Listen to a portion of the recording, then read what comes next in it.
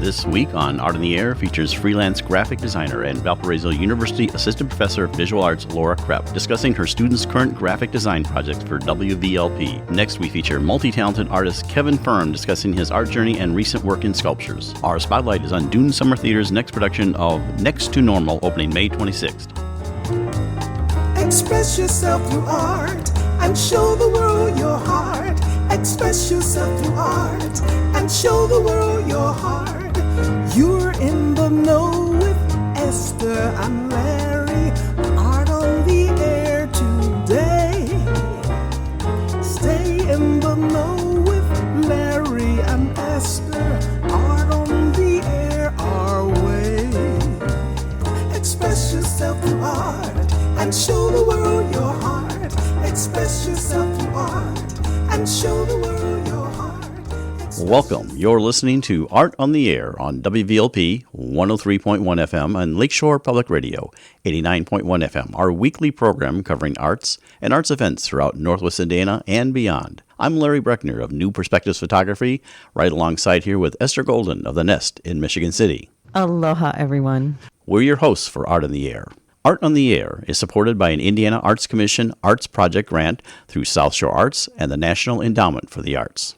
Art on the Air streams live at WVLP.org and is rebroadcast on Monday at 5 p.m., plus is also heard on Lakeshore Public Radio 89.1 FM every Sunday at 7 p.m., also streaming live at lakeshorepublicradio.org, and is available on Lakeshore Public Radio's website as a podcast. Our spotlight interviews are also heard Wednesdays on Lakeshore Public Radio. Information about Art on the Air is available at our website, breck.com/AOTA. That's Breck, BRECH.com/AOTA. That includes a complete show archive, spotlight interviews, plus our show is available on multiple podcast platforms, including NPR One. Please like us on Facebook, Art on the Air, WVLP, for information about upcoming shows and interviews.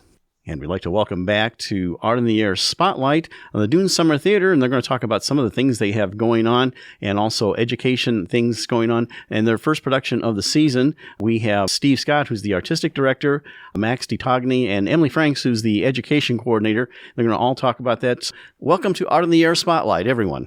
Aloha, everyone. Thank you, Larry. Nice to see you. Esther. Yes. See you. And we'll start with you, Steve. Tell us about your season, especially the first show, which is kind of unique as a musical about mental illness. Well, yeah, when you describe it, it sounds, oh my God, they could make that into a musical. Our first show is a Pulitzer Prize winning musical called Next to Normal, which is basically about a family in crisis. The central character is Diana, a mother who is suffering from severe depression and perhaps some other mental challenges. And we watch her go through various treatments to try to become right. But we also focus on various members of the family and the effect of her illness on everyone around her. Max plays Dan, her husband. I should say before Max starts talking, every time I describe this, I think, oh my God, it sounds so depressing. I want to go shoot myself. But no, it's not. It's actually very hopeful, and at its heart, it's about family, and it's about what normal really is. We all think we should be coming from a normal family, and we all discover that there are no normal families. Perhaps all we can ever hope to be is next to normal. So there you go. So Max is playing Dan, and I'd be fascinated to hear what you think of the character and of the play and all of that. Oh my gosh! Well, thank you so much. Thank you for having me. I just want to start by saying this is far and away my favorite musical. Not just the music, but the storyline, and it really makes you question your day to day. It brings a lot of relatively taboo subjects up, mental health, drug addiction, drug abuse.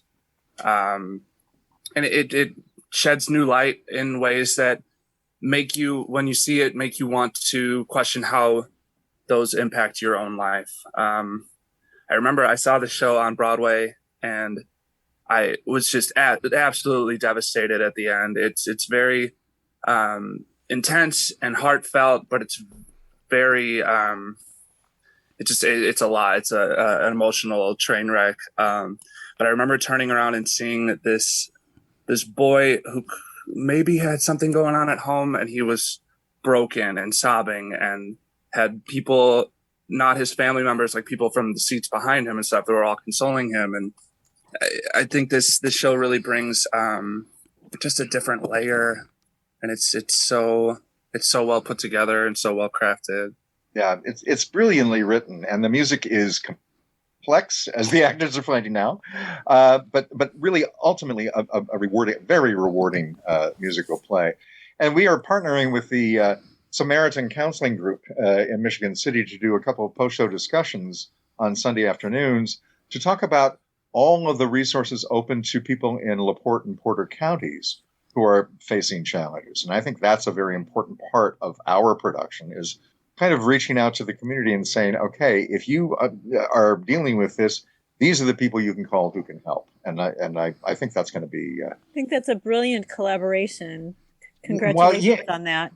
No, I was talking to the folks that are working with us on the discussions a couple of weeks ago, and I was getting insights into my own family situation that I hadn't heard in 25 years of going to a therapist. So it's going to be very exciting, both the play and the discussion.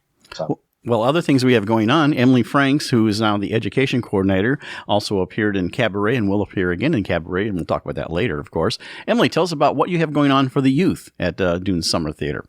Yes, thank you so much. We are so excited about our classes this summer.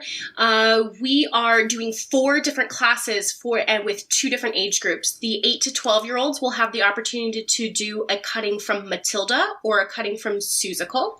And the 13 to 18-year-olds will have the opportunity to do a cutting from Newsies or a cutting from The Addams Family. These are very fun, family-friendly plays. I've taken them, condensed them into just short stories, and every kid will have the opportunity to audition and to get a part in this role. We are going to be focusing on acting, some improv, and what that brings into the theater world, and singing and dancing, obviously, in these musicals. Now, you don't have to be a singer or a dancer to be a part of these classes.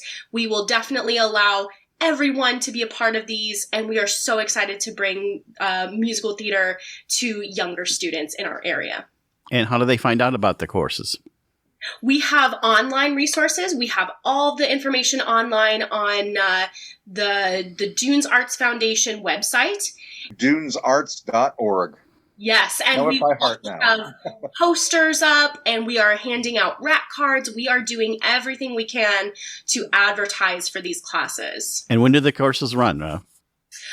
They start June 13th, and the first 2 start June 13th, and then they run for 3 weeks apiece, and then the second 2 classes start the following 3 weeks. I don't know the exact dates off the top of my head, but they start June 13th. And we also have scholarships available for kids who might not be able to pay the full $200. We really want to bring theater to everyone, no matter, regardless of status or wealth or whatever. We really want everyone to have a chance. So there are, on the website, we have scholarships available if you cannot pay for it. Very good. Well, we'd like to thank you all for coming on Art on the Air Spotlight. Friday, May 27th through June 12th is Next to Normal performances, and you can find out more about the youth programs there for Dunes Summer Theatr, which is located at 288 Shady Oak Drive in Michiana Shores. Thank you so much for coming on Art on the Air Spotlight. Thank you, Larry. Thanks, everyone. Yep. You're listening to Art on the Air, WVLP 103.1 FM, and on Lakeshore Public Radio 89.1 FM. We would like to welcome Laura Krepp to Art on the Air. Laura is a freelance graphic designer, and her company is called Free as a Bird Design. She couples that with being an assistant professor at Valparaiso University in the Communications and Visual Arts Department. Larry and I would like to thank you, Laura, for joining us on Art on the Air today. Oh, no, thank you for having me. We appreciate you coming on, and you've brought some students on, which we'll introduce later in the thing, but we really want to know about you, about your origin story. I always like to say how you got from where you were to where you are now. So tell us about yourself, Laura. Well, I'm originally from St. Louis, and I went to the University of Iowa for my undergrad. at that time, I wasn't really studying graphic design. I was actually an English major and an art major. And I realized that these two things could come together really beautifully in graphic design. So I decided to continue my studies at the School of the Art Institute of Chicago. And that brought me close to Northwest Indiana. And I studied visual communications there and also writing. So that's where I really became more familiar with graphic design. And I also met my husband in Chicago, who is from Chesterton. So that got me well established in the Northwest Indiana region. And that kind of brought me here. So, and then I got an amazing opportunity to work at Valparaiso University, and I just had to take it. So it's been a great experience. So what about your childhood, Laura? Were you interested in the arts then? Did you gravitate toward kind of what your interests are now, or? Absolutely. I actually come from an art background, an art family. My mom is an art teacher for K through 8. She's now retired. My sister is also an art educator for middle school. My brother is an industrial designer and runs a maker space in St. Louis. So they're all still in St. Louis, but creativity and art definitely runs in our blood. Sounds it. Very good. How did you get to Valparaiso? I mean, Valpo's a well-known institution. I mean, and you landed there as an assistant professor. How long you've been there, and some of the other classes you teach besides what we're going to talk about later? Yeah, so I was actually still working in Chicago for a long time, even when I lived in Northwest Indiana. I commuted back and forth on the South Shore line. And then I got a couple of opportunities to work for local agencies around here in town. And then eventually I decided to do my own thing and do a freelance business. With that freelance business, you make a lot of connections with local businesses and organizations. And one of my clients just happened to be Porter County Fair, and they still are a wonderful client of mine. And I got connected with the chair of the art department from Valparaiso University. She was on the board of the Porter County Fair. So we got to talking. She found out that I was an MFA and they were in need of a graphic design professor. So we kind of made that connection, and the rest is history. I've been here now at Valparaiso for a little over 2 years. And it was a really interesting time to join the university, obviously, with COVID happening. But it has been just a wonderful experience. The community is so supportive. And I've been able to teach classes such as web design. I also teach graphic design. And then the class where these students are from is from advanced design. So, and I also teach topics courses every once in a while. And we'll talk about, again, the class. You also have your own business that you run. I think it's called Free as a Bird Designs. Tell us briefly about that, and also go ahead and shoot the website here. Yeah, so that is the freelance business that I started before I even became a professor. I just continued that on the side. It's a great way for me to stay connected to the community and continue to work on graphic design and become just more skilled in those skill sets. It's constantly evolving. So it's Free as a Bird Designs. It is just me, myself, my lonesome that does it. And you can see my work at freeasabbirddesigns.com. And I do logo development, branding, website design and development, and any kind of graphic that you would need, whether it's marketing materials, billboards, print or digital design. I'm there for you. So it's an exciting thing, and I really love doing it. So it's a great thing to do on the side. Are you still working collaboratively at all with Recreate or Recreate Media or Smith Donovan? I do stay in touch with them. We kind of have some similar clients. We might trade work every once in a while, things like that, but I don't work for them anymore, no. The Indiana Dunes Tourism and Visitor Center, was that in conjunction with We Create Media, or was that a solo thing that you got? They still very much work with Smith Donovan, and I became introduced with them through when I worked at Smith Donovan, but I still do work for them as a freelancer as well. Oh, excellent. So, Laura, tell us about this current class you're working with, and in general first, and then we're going to talk about the specific project you're working on this semester. When they come to your advanced class that you're working on branding and design, tell us about what they come in with experience-wise and what hopefully they leave with. So for the advanced design class, they need to have already taken graphic design. So that's the prerequisite for the course. And so they already have a familiarity with a lot of the Adobe Creative Suite program. That includes Illustrator, Photoshop, and InDesign.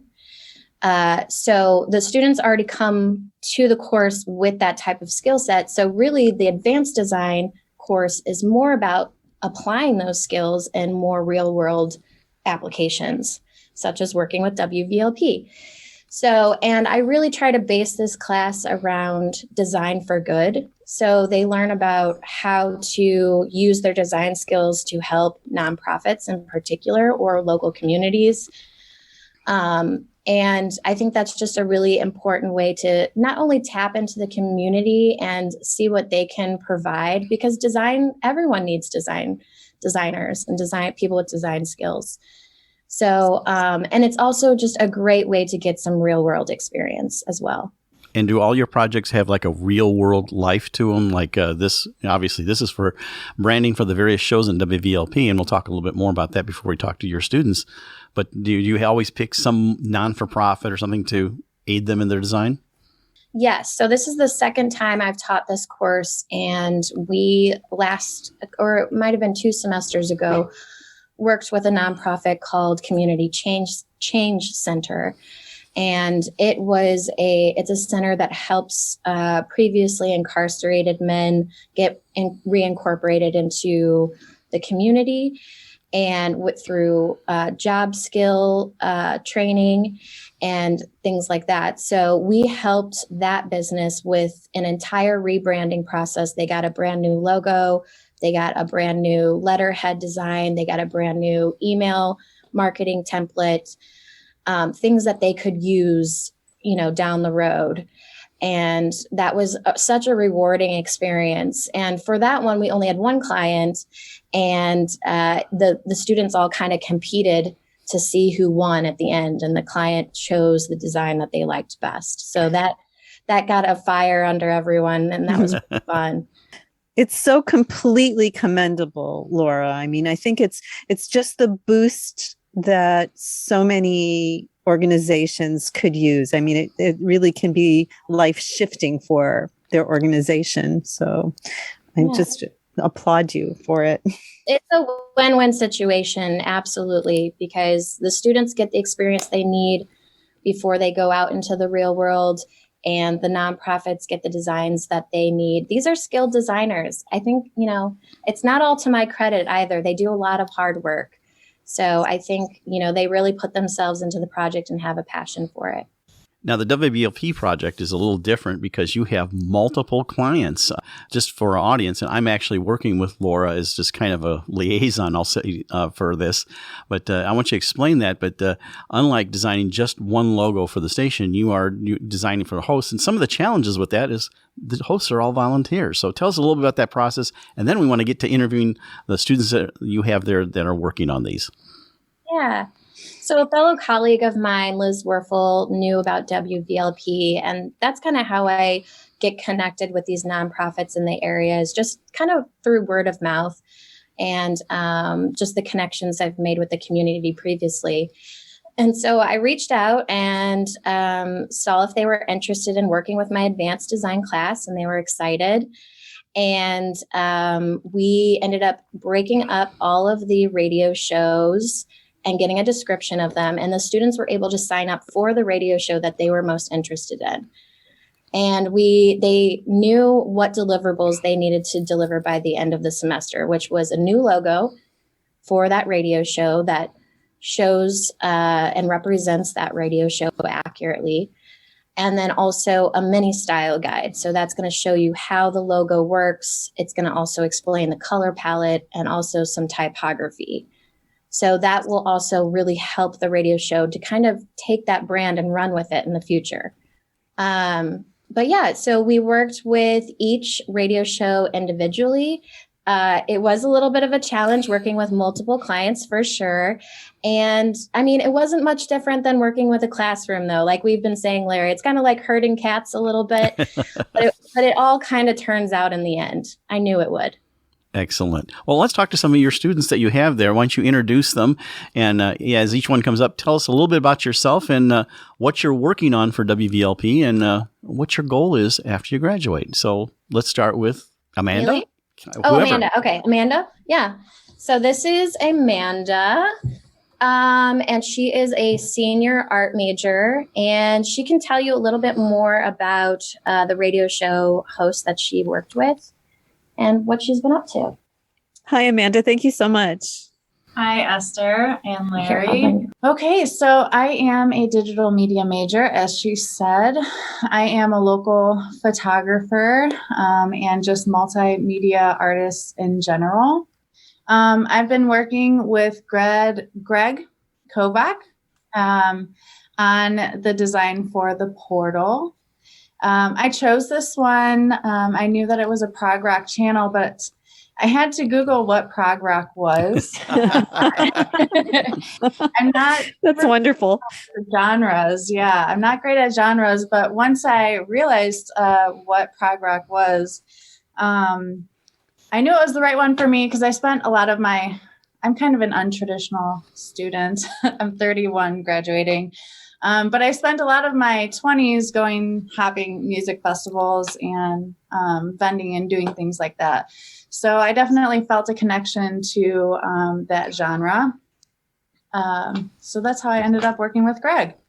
And what's your progress with that in terms of, I guess we're getting close to the final presentation of each one of these things. So where are you at with his prog rock show? Yeah, so I've got my 3 final logos. 2 of them are a little bit similar, but different styles. And the third one, I had a little bit of trouble because when I met Greg, he is a very exuberant, almost metal. He almost reminds me of a metal guy. So I was trying to play off of who he was while keeping the aesthetic of, the 70s and kind of psychedelic posters that he was kind of talking about. So that was a little bit of a struggle for me, which is how I ended up with 2 of a similar kind of logo. So we'll see. I haven't heard from him. So we'll let him know because I'm regularly in touch with him because he's also the station manager for WVLP. So we'll do that. So sounds good. Thank you so much. And I guess we have Haley next. All right. Hi. Tell us a little bit about yourself, Haley. All right. Well, hi. I'm Haley. Hello. I'm a senior studio art major. I'm taking advanced design with Laura. I've loved all the classes that I've taken with her so far. And similar to Amanda, I'm a multimedia artist. I work a lot with oil paint. I'm working on my senior thesis project right now that's wrapping up, and all very large oil paintings. But I also work in graphic design. I've done a little bit of web design, digital art, ceramics, you name it. I've probably worked on it. And I love all of them. It's very hard to pick one type of art to focus on. I love doing it all. So before you move on to talk about your project, so what's your post-graduation career? We failed to ask Amanda that, but I really want to get that. What do you have in mind to what you want to do? That is a really great question. I don't know exactly what I'll be doing, but I would really like to go obviously into something studio design or studio art. But more so recently, I've been looking into graphic design more, even though my major is in studio arts. I think working especially in this class setting and with WVLP, those that kind of client setting in the graphic design world is something that definitely sparked my interest moving forward. I think working on a team would be fantastic as well. But I also really enjoy working by myself with the clients too. So I don't have anything specifically in line. I would like to do some freelance stuff on the side until I can make that a main source of income. So Haley, which radio show did you choose? So I chose Guys Being Dudes, and I knew that going into it, I was interested in many of the shows. Like I thought the jazz one, I don't know all the names, but the jazz or the rock, like visually, I had lots of ideas for those, but those seemed kind of traditional in my head. And Guys Being Dudes just stuck out to me because it just seems so different and like fresh, I guess. Especially considering it's a Gen Z variety show. I thought that might be a challenge design wise for me because it's not something that you can just typically like picture, some kind of or design. So I also thought that like meme culture is really fun, and I'm in meme culture and it seems like a really cool show. I listened to it a little bit before I started designing to get like a grasp of who they were, Kevin and Aiden. So, yes. So, that's why I chose them. And it's been really fun to come up with the designs that I've worked on so far. And they're the youngest hosts. Most of the hosts are probably what I would call 50 to death on the station. So they're some of the youngest hosts we have. So have you gotten any feedback from them yet? So that is one thing that definitely was a challenge. At the start, I was reaching out quite a bit, and along the way, I wasn't getting any feedback. So I had to continue based off of what I researched. So from listening to the show and finding them on social media, like Twitter and Instagram and Facebook, kind of just grabbing like what they already put out and saw kind of what they were interested in, even though I didn't know who these people were. I could kind of grasp what they might be interested in, especially from their conversations online, over the radio. But I learned that I had the wrong contact information. And so I'm finally in contact with them, and I came up with designs despite being in contact with them. But now I'm moving forward with what I have. And I'm hoping to pull something together and work with them a little bit more to get their feedback directly. Because I know some of the first designs I got for the first draft was from you, Larry. So I know. It was really helpful. Well, I was trying to be the go-between. I said to the host, I said, you're missing a great opportunity here, and I want to make sure you guys are getting at least some feedback. So, well, thanks so much. We need to get LaKayla in here because we only have about 4 minutes left, believe it or not, guys. Thank you. Hi, LaKayla. Hi there. Hi. So tell us about you. So I'm a art BA major, unlike the other two who are multimedia majors. I kind of decided with that one after some countless thinking because I'm more of at first a traditional artist. So I like to draw everything that I put out first before I actually put it onto a screen and start coloring and things like that. And you're also a freshman. Yes, I'm also. So just starting off. Yeah, I'm just starting off as a freshman. This is the second semester. So I took graphic design the first year, which at first I didn't realize what I was getting into. All I knew was this is art. I love doing art. And so I'm going to take this leap. And then I really just end up enjoying it and just kept going for it. So what did you like art-wise in high school? What did you favor? Traditional, mainly just drawing at first. I'm not very much of a painter, and we didn't really work with clay too much, but even though we did, I saw it as very complex with having to deal with the scratching and making sure pieces stay together, because if they don't, then it looks really lopsided and such like that. So I mainly stuck with just drawing and coloring and things like that. And real quickly, tell us about your project. We're getting to the last 2 minutes or so of the show. So tell us about your project with WVLP. So I work with Bill Page, which their radio show is The Blues Drive.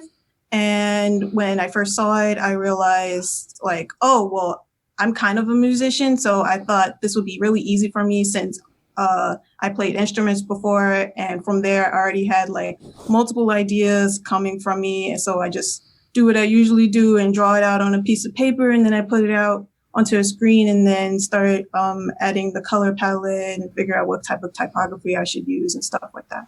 And have you been getting good feedback from them? Yes, I have. When I first got the feedback back, I was like, geez, this is a little harsh, I think, but I can work with it. And that's what I did. And I think it looks really great now. So I can't wait for more feedback. And it may be a little early as a freshman to figure out, but what do you think your post-career will be? I mean, you're just coming into college, so maybe you haven't thought about that.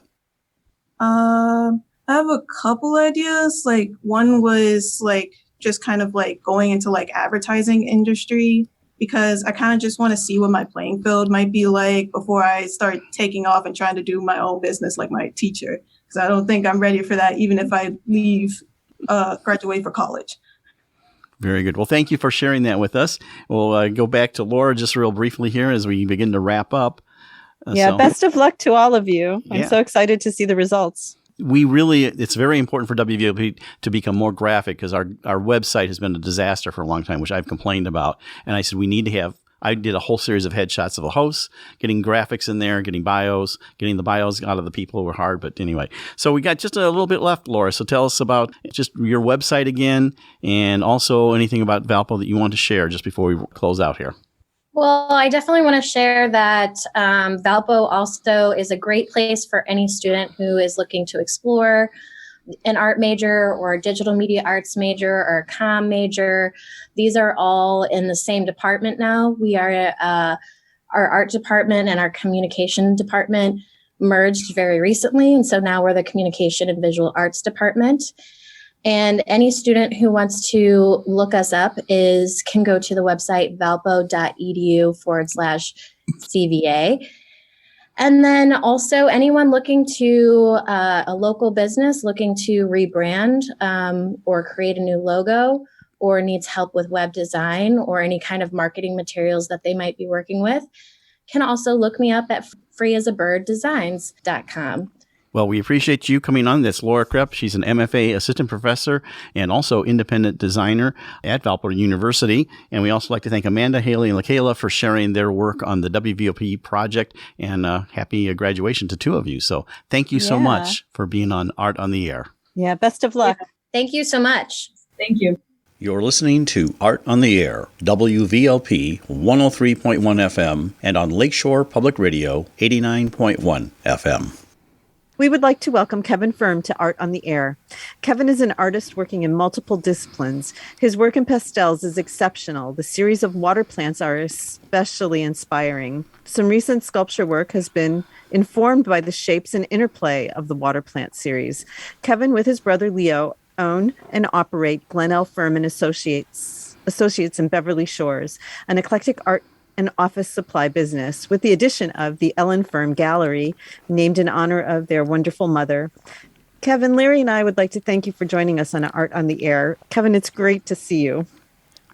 Yeah, thanks for asking me to do this. Oh, just a pleasure. Thank you.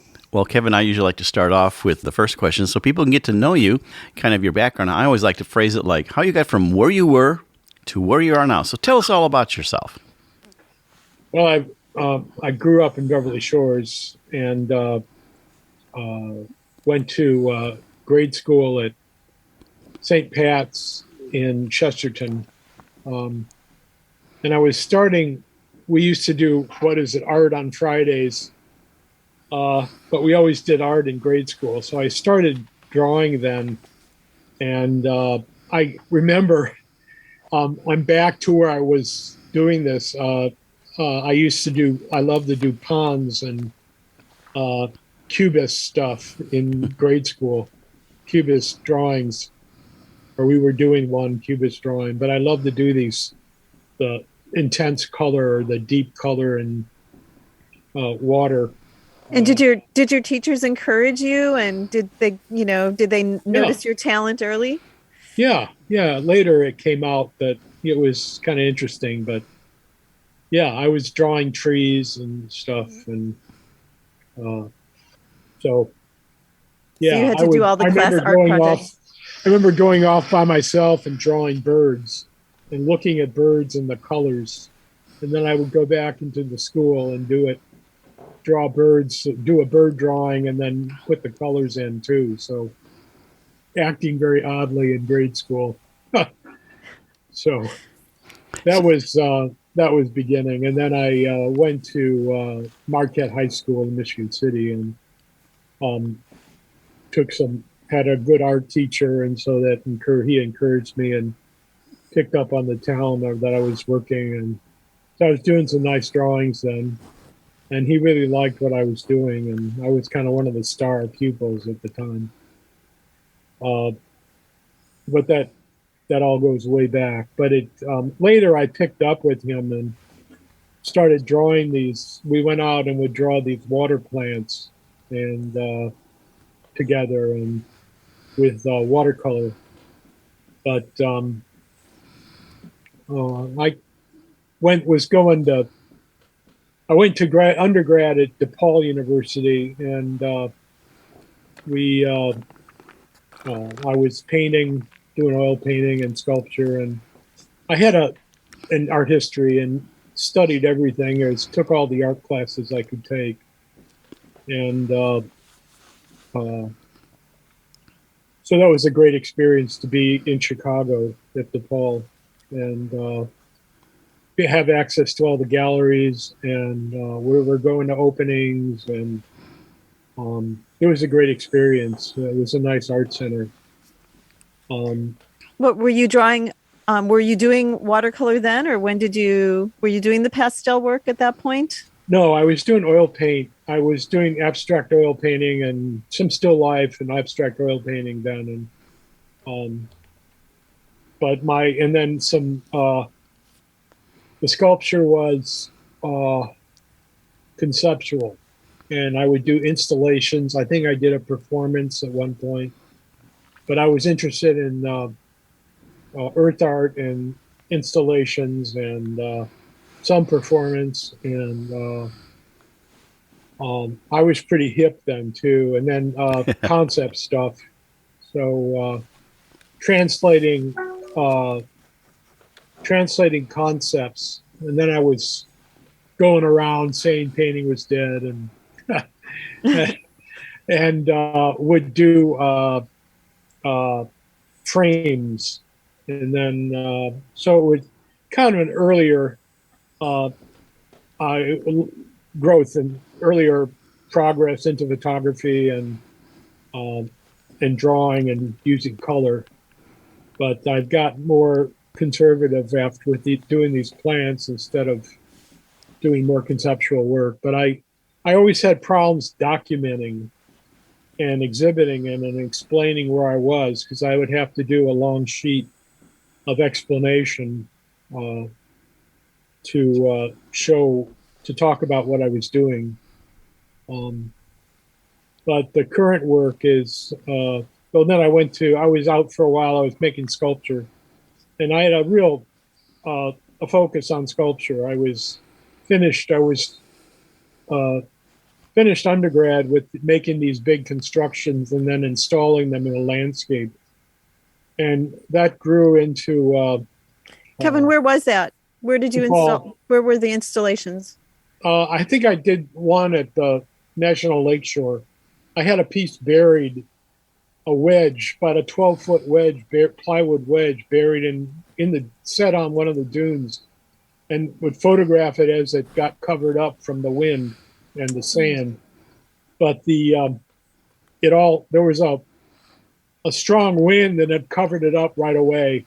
So it just left a little corner. No showing. Slow motion there. Yeah, no.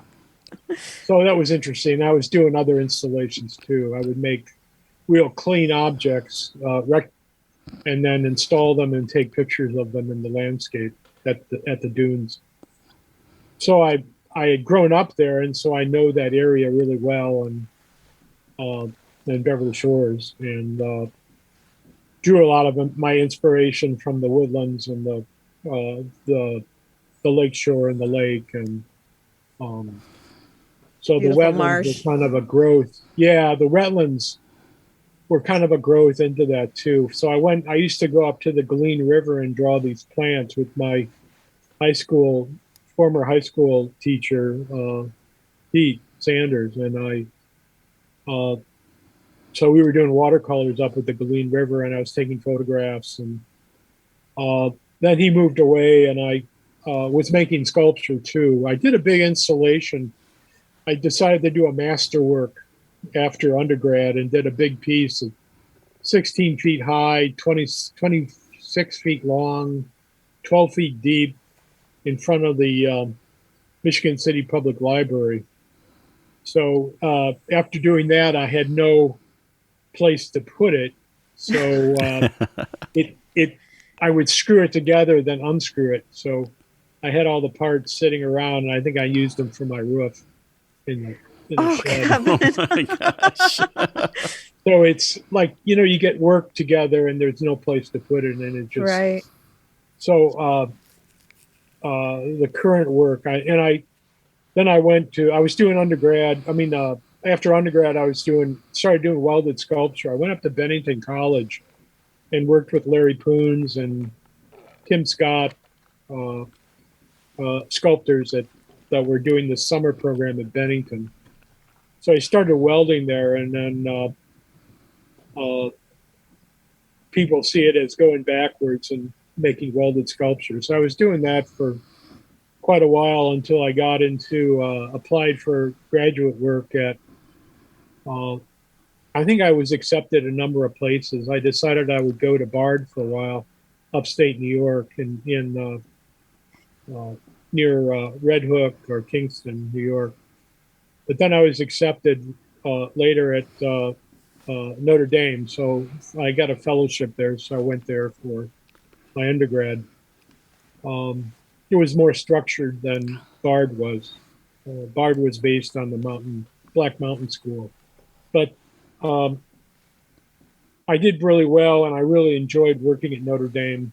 I had some great space and good teachers, and really enjoyed the workspace, and was able to make some large pieces, which I still have. They're like the early one I did. It's still with me. Although I've had people interested in one of the pieces, one of the large ones. I made A-frames so I could make 12-foot high pieces. So one of them was 12-foot high by about 16 feet across, and then 10 feet deep. Big steel piece that was quite a monster. Where is it now? It's in Leo's yard. It's heavy to move and probably needs a home. But I went back to home and was working on things, and I think welding.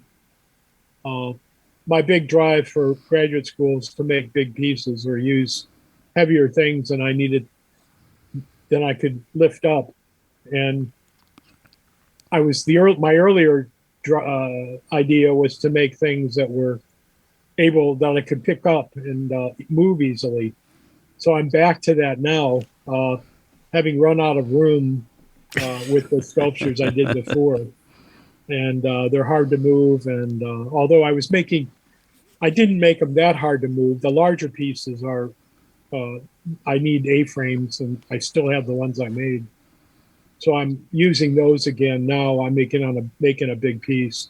But a lot of the pieces now that are smaller, and I'm using forge, and I was blacksmithing then too with when I was at Notre Dame, and then I went for graduate school, did a show, and then they asked me to teach there too. So I was teaching there for about 6 years, and making work using drawing or sculpture. What were you teaching? Sculpture. I was teaching sculpture, and I made prints there too before I was in undergrad. But my major emphasis was sculpture, and I was drawing too. I kept the plants going through graduate school too. So I would draw, and then I would make sculpture, and derive the sculpture from the plants.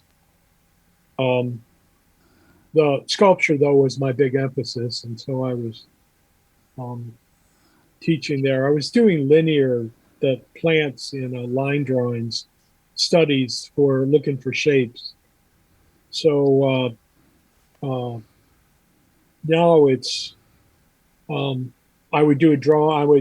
I had done different colored pieces too. The drawings had taken on a local color, or a color that was, I was doing some that were, the plants are green, and so I would make drawings out of orange, its complement, and orange and red.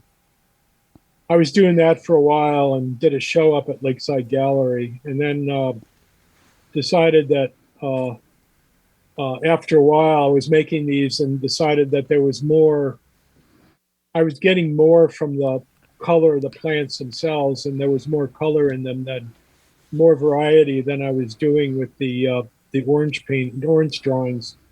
So I went to just using green and decided not to fight the space. I was compressing the space in some of the drawings. I decided to let them have the space that were in the photographs. And so these became more, although it's a shallow space, it's the plants have give their own space to them. Yeah, they're so rich and alive. Oh, thanks. Oh, they're so gorgeous. And you've dedicated decades to doing these plants. And I've seen the evolution of them, and they're just glorious. I just want everybody to see them. They're just so beautiful.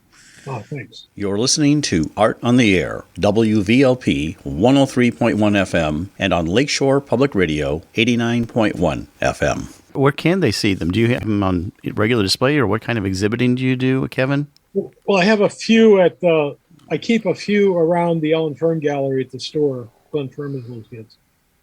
I'm going to be in this show coming up at the Box Factory. I got a piece in, a drawing in. I'm not sure when that is, May or something. It's a group show in St. Joe, Benton Harbor, St. Joe. So tell us, since you also teach, and you're teaching also at Valparaiso, I believe currently, how do you teach sculpture? I mean, it's a different, kind of a whole different discipline, but how would you approach that with the students that are interested in doing what you do? Well, I'm not teaching at Valpo anymore. I was having problems filling the class. They changed their curriculum, so all the art majors weren't required to take my class, and so there wasn't that many at that point that needed to take it. So I wasn't. It's been like 3 years or so since I had a class, maybe 4, much before COVID. And but teaching sculpture is getting people to think in terms of 3 dimensions instead of 2. So we look around, for example, I was having them carve a block of plaster, and you do drawings on each side, all 4 sides of the plaster, and work out the shape that's going to be inside. Or sometimes you just start and try to get a feel for the volume in the block too. But we were working with, I start them out with working, instead of with 2 dimensions, we work with maybe a relief or something, to maybe as a transition piece, but then we get into volume right away, as soon as possible. I had some I was doing paper sculpture with, and we would make a cube and learn some of the techniques of cutting paper, and go from a cube to different shapes, and then to like a diorama, so you could see a space in 3 dimensions and work in that 3-dimensional space. It got kind of complicated, but I was doing that too for a while. What I'm interested in is, Kevin, how did the recent sculptures that I saw, and recent for me is like before the pandemic, how did the glass and the wire sculpture come together for you? They're just so beautiful. I was making a series of line in the sand or different topics. I did an Iron Curtain series at one point, and I was forging metal. I made a gas forge and was doing a lot of those parts. A lot of them started forging more seriously then, and was doing in graduate school too. I was forging, but these pieces were heavy material, and they were forged in a gas forge or bent. So I started with those, and then went into these had a problem buying that material again or finding it. They were drops from slabs, so they were heavy. But then I got into, I couldn't get the metal anymore, so I was buying these this round stock and forging them into from some of the shapes that I was looking at in the drawing, in the plant drawings, and forging them into different shapes and like using them like a drawing in space. So I was looking at them as a volumetric study. I've always liked line drawing. A lot of my drawings are line drawings or based on line. So it was a natural progression from drawing into drawing in space. And so I was putting some of them together. And I did a show in Miller and the gallery, the Marshall Gardner Center for the Arts. Yeah, beautiful space. Yeah, just great. And I was able to fill it. And the glass people I was working with from my class at VU, we collaborated and did a class of glass for the students. They were interested in collaborating on something because they saw all the work. And so I made some steel drawings that would incorporate a glass piece. So I made a volume in the middle, and then and would bend the pieces around the middle and make this drawing with the steel pieces. So it would accept the glass volume. So it was enclosed. And then we blew the Brian and Dave at the hot shop had blown in a piece. I picked out the color and kind of tell them where I wanted it, and then they blew it in, and they're very good. And I'm not that. I can blow a little bit, but I don't have that much air. And so they blew it in and could make it expand into this into the volume, and so it was really nice. The pieces looked like they were part of the steel piece. So I know it's like you would find it almost in. I wouldn't be surprised if I was taking a walk and found one. They just they work so beautifully together, kind of like your plant drawings. It's just. Well, Kevin, we're coming close to the end. I wanted to ask you how COVID impacted you, both in terms of your work and just personally. Was it a creative period or not? Or, just briefly tell us that.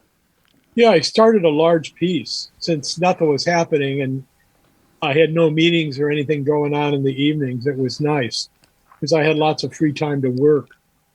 So I started this large piece that I'm still working on. I'm working on and off. I'll do a drawing, and then when I run out of material, I'll do a drawing and then go back to this piece. So I'm back on it now, and the sides, it's going to be a big sphere of these forged elements, and with lots of activity around the outside with the twisted pieces. It's each step is a project because I have to reach in and weld, and I don't know how I'm going to finish it, but because I have to reach in and weld on the inside, and I have to look at the weld. I can't do it blind. I'm not that good, and so I don't know. I have to work. I can stop by and hold a mirror up for you. Thanks. I can. Yeah. Well, Kevin, we have to almost wrap it up there. It's just gone. This interview's gone really quick. Any contact information, website, Facebook, how people can see your work online? I'm on Facebook, and I'm at the store at Glenn Firme Associates. On US 12 there, and Yeah.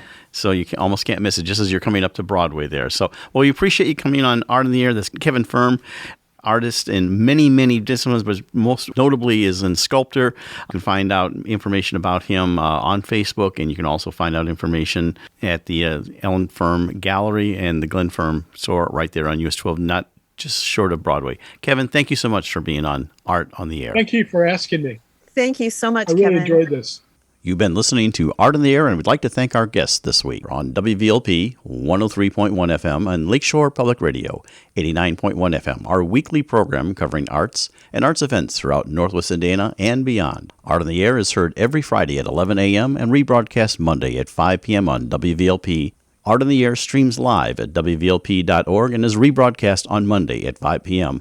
Plus is also heard on Lakeshore Public Radio 89.1 FM every Sunday at 7 p.m., also streaming live at lakeshorepublicradio.org and is available on Lakeshore Public Radio's website as a podcast. Our spotlight interviews are also heard Wednesdays on Lakeshore Public Radio. Thanks again to Greg Kovach, WVLP station manager, and Tom Maloney, vice president of radio operations for Lakeshore Public Radio. Our theme music is by Billy Foster with a vocal by Renee Foster. Art in the Air is supported by an Indiana Arts Commission Arts Project Grant and the National Endowment for the Arts. Underwriters for Art in the Air, Walt Breidinger of Paragon Investments and Marilyn Levan, Arts Patron. Art in the Air is always looking for financial support. We'd like to thank our current supporters. If you're looking to support Art in the Air, Esther and I especially would invite you to become an underwriter of this program in particular. We have information on our website at breck.com/AOTA. You can find out support information there. So don't just be an Art on the Air listener. Become a supporter or underwriter in whatever amount you're able to do so we continue to bring you this great content and this great local programming. And like I say every week, don't give till it hurts. Give till it feels good. And you'll feel so good about supporting Art on the Air. Information about Art in the Air is available at our website, breck.com/AOTA. That's Breck, BRECH.com/AOTA. That includes a complete show archive, spotlight interviews, plus our show is available on multiple podcast platforms, including NPR One. Please like us on Facebook, Art on the Air, WVLP, for information about upcoming shows and interviews. If you're interested in being a guest or sending us information about your arts-related event or exhibit, please email us at aota@breck.com. That's aota@breck, BRECH.com, or contact us through our Facebook page. Your hosts were Larry Breckner and Esther Golden, and we invite you back next week for another episode of Art on the Air. Aloha, everyone. Have a splendid week. Express yourself through art and show the world your heart. Express yourself through art and show the world your heart. You're in the know with Esther and Larry. Art on the Air today. Stay in the know with Larry and Esther. Art on the Air our way. Express yourself through art and show the world your heart. Express yourself through art and show the world